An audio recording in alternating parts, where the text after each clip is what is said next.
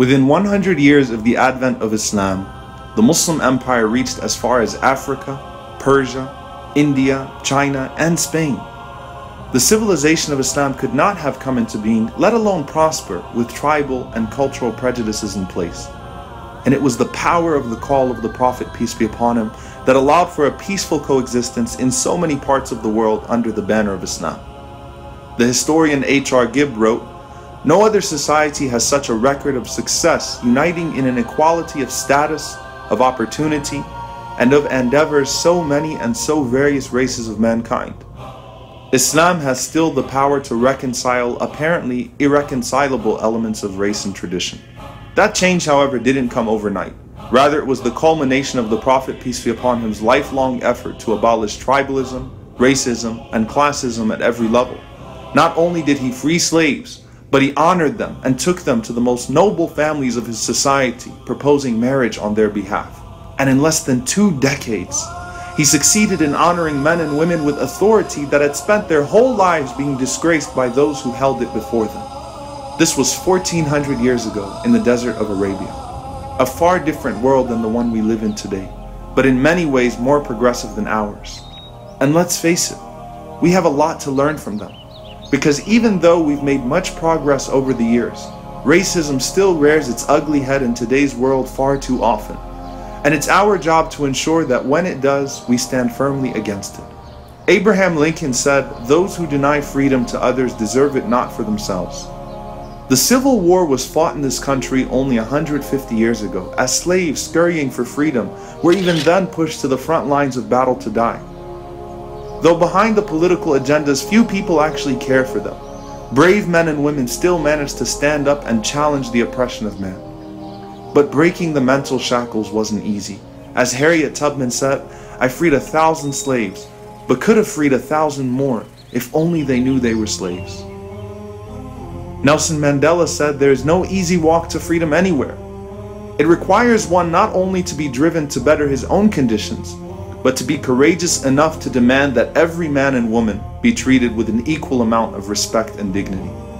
And that's for all humanity. As Mandela said, our freedom is not complete until the Palestinians realize theirs."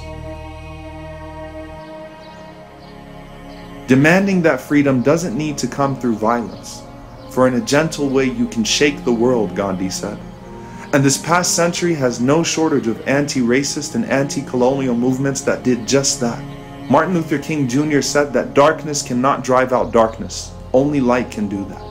Hate cannot drive out hate, only love can do that. He had a dream that one day on the red hills of Georgia, the sons of former slaves and the sons of former slave owners would be able to sit down together at the table of brotherhood. That his 4 little children would one day live in a nation where they would not be judged by the color of their skin, but by the content of their character.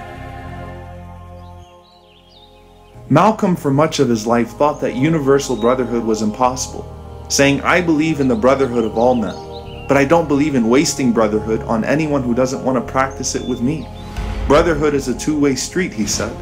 But when he went on his Hajj pilgrimage to Mecca, he came to the realization that through the universal call of the Prophet, peace be upon him, all people could be united as one. America needs to understand Islam, because this is the one religion that erases from its society the race problem. Throughout my travels in the Muslim world, I have met, talked to, even eaten with people who in America would have been considered white, but the white attitude had been removed from their minds by the religion of Islam.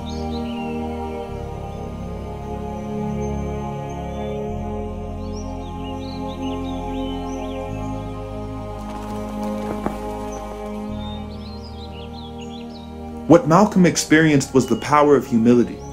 And that doesn't mean that you think any less of yourself. As Malcolm said, you can't hate the roots of the tree without hating the tree itself. So loving your homeland and origin is necessary. But the root of the problem of racism is that one thinks he's inherently superior to another because of the way he's created. As the first test of a truly great leader is his humility, the Prophet, peace be upon him, was the greatest leader to ever live. For despite his being of the most noble lineage, his rising to become head of state, and the devotion he gained from his followers that no king or ruler had ever experienced, He still chose to live in a humble home, sleep on a straw mat, wear the same clothes, and sit at the same level as his followers, to the extent that a foreign emissary wouldn't be able to tell him apart from his companions. It didn't matter if he was amongst former slaves or leaders.